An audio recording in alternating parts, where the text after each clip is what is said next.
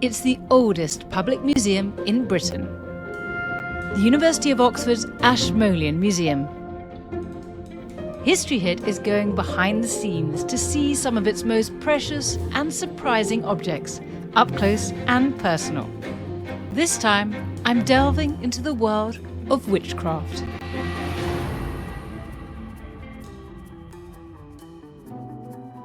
In early modern Europe, death was ever present. From plague and war to high infant mortality, the bewildering fragility of life fueled a belief in witchcraft. Thought to consort with the devil and wield dark powers, witches were blamed for all sorts of misfortune. These fears left their mark on the art and objects of the time. Were these images symbolic, or did people truly believe in the threat witches posed? The Ashmoleans collection reveals how deeply ideas of magic and witchcraft were woven into daily life. Through images of women, strange creatures and cryptic symbols, these objects reflect a culture grappling with the unseen. Showing me some of her favourite items from the collection is curator of Northern European art Anne van Kamp. We start with a striking print dating from the late 15th century by the celebrated German artist Albrecht Dürer. The print is nowadays known as The Four Witches. Dürer obviously didn't give this title. Dürer didn't have a catalogue of all his prints with titles and dates on them, so it's something that has been retrospectively attributed to this print. So there's hundreds of theories about what this print might be. So the general consensus is the title is The Four Witches. I don't know, I think we can see some graces in here. Maybe three of them are graces and they're just chatting to another lady in the corridor of a bathhouse, or other people have said maybe a brothel scene. But wait a second, we do have a skull down here. We've got a bit of bone. Once you look a bit closer, oh, and there's something looking like a hell dog coming up the corridor here. So these are the clues, I think, that made people think maybe these are not just four friendly ladies chatting in the nude. So we've got the skull quite hidden, right? Because you don't see it at first. And then, if you go into that left background, there's a horrendous creature sort of engulfed in flames. He's holding a weird object, which took me ages to figure out what it was. And then, as you do in a museum, I got an email a few weeks ago from a German researcher in bird trapping, and he identified the tool as a bird trap. So this is from the late 15th century. Yeah, we got the date here nicely engraved in this mysterious sphere or globe that is dangling from the ceiling, so 1497. And we've got to say something about their hair, because it's just fabulous. Costume historians have managed to identify the different headdresses and hairstyles that these women are sporting, which makes it even more difficult to interpret. So for instance, the woman here on the left, she's wearing a haube, and a haube is a sort of very tall bonnet with a fabric draped over it, and that was only used by married women in Nuremberg, which complicates this scene even more.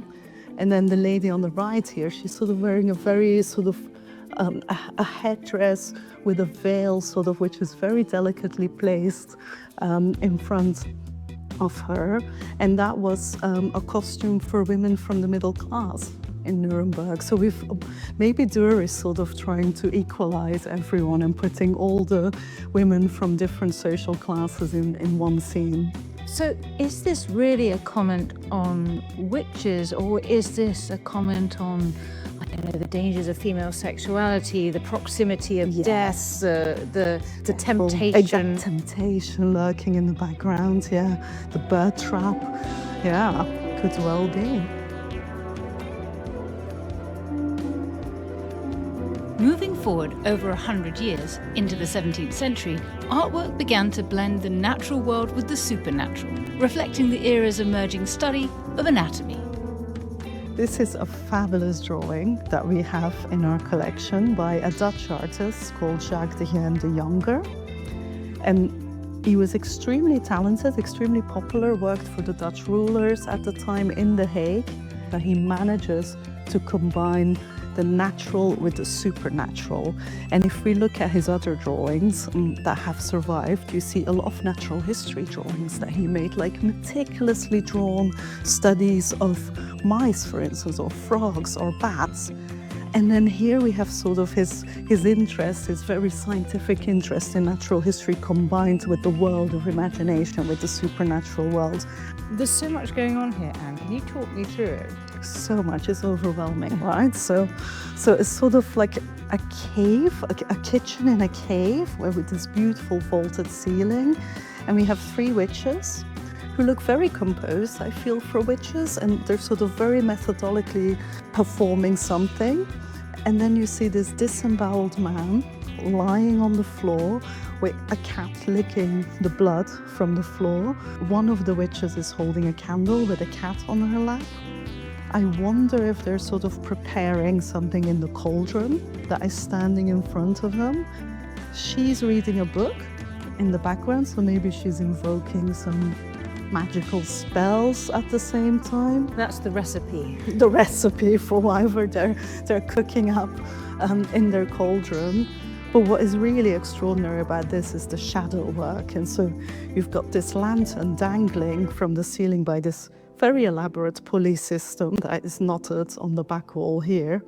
And so you've got this huge shadow of the woman pointing towards the cauldron being cast on the wall. And then this witch who's holding the candle, her sort of, the reflection then bounces back from the lantern on the other wall. They're very much fitting the stereotype of a witch. We've got the kind of hooked noses. They're older than the witches, Yes. or women we see here.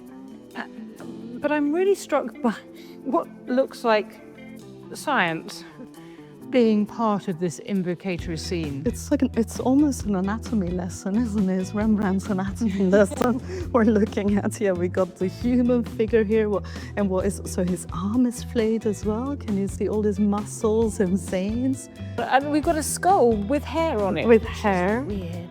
And that, of course, human hair could have been used by witches in their recipes. We've got lots of jars here in the foreground. We've got some utensils like spoons, knives, mushrooms. Do you see these mushrooms? And of course a broomstick. The broomstick.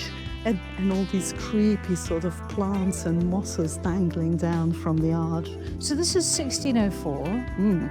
I mean, it's obviously benefiting from the kind of development in anatomical study that's happened over the course of the 16th century, but it's also gathering certain elements of witch lore, that we've got a broomstick, that we've got animals, that we've got this candle and cats and a cauldron. These are all fitting together. The magic recipe book, the horse skeleton, the flayed horse in the background. What is the purpose of it? I think that he really sort of wanted to show off his skills, because we got a bit of everything. It's sort of a show off, right? He means I can draw the most fabulous witch figures, but I can also draw you a really fantastic cat and some cute little mice, and then these bats sort of fluttering, and then the smoke billowing and the reflections, and it's just a show off. I feel like this is what I can do. If you want a beautiful image in your collection, by my hand, this is what you should spend your money on.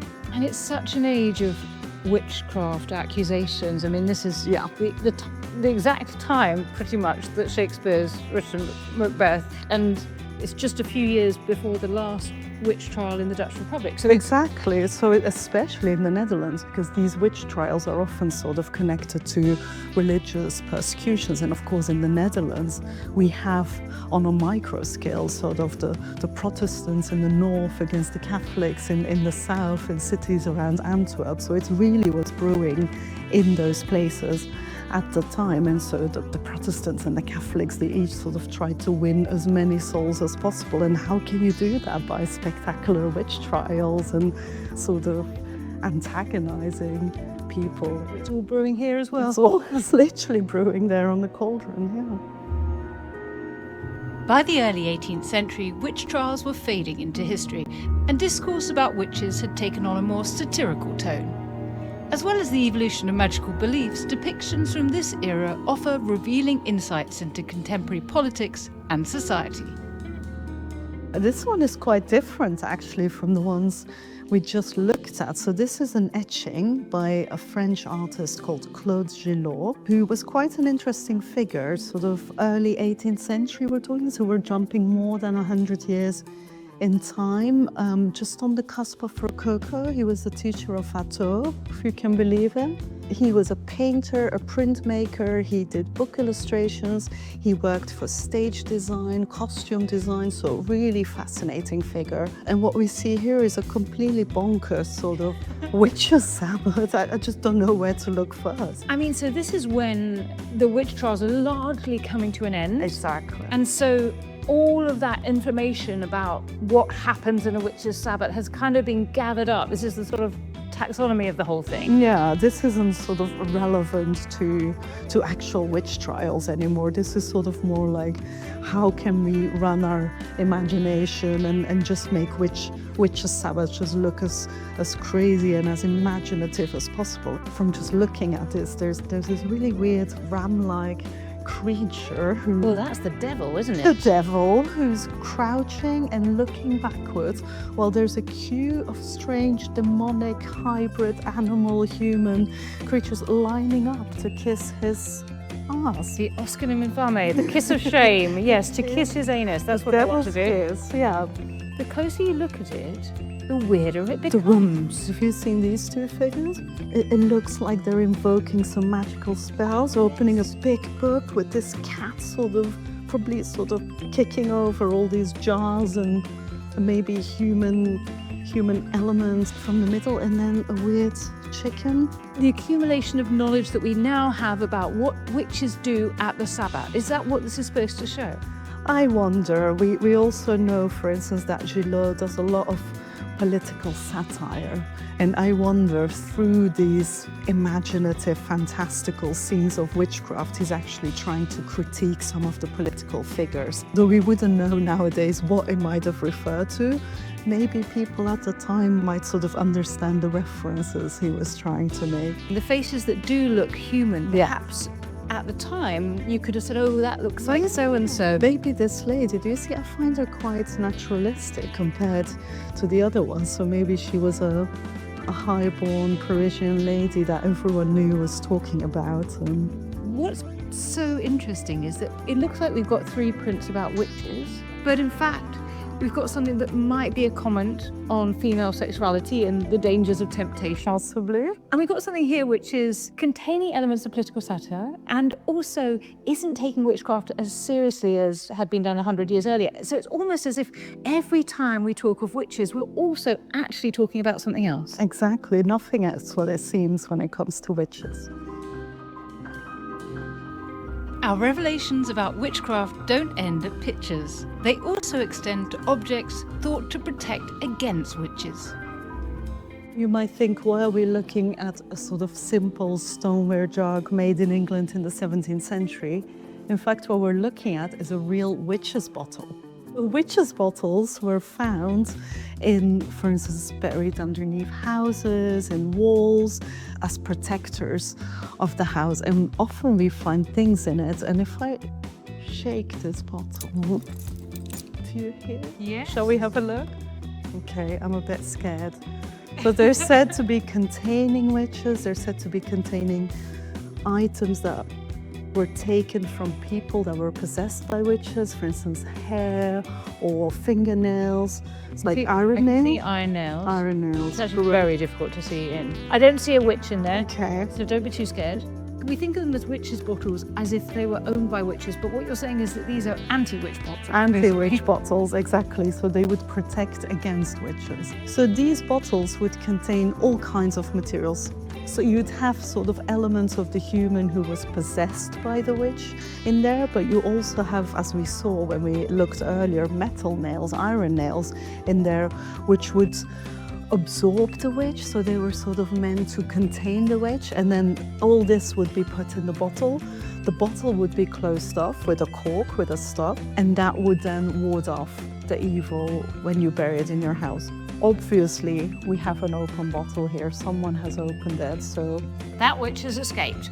But at some point, the metal nails pulled her in, or him, and then the top went in, and therefore people were protected. There's a kind of witch protecting against other witches right here. So they're burying it in underneath your house, in the wall of your house, and then you're protected by this beautiful stoneware bottle with the head of a bearded man on it. It's so mysterious. From fantastical prints to witches' bottles, the Ashmoleans collection reveals how deeply ideas of witchcraft ran through early modern life.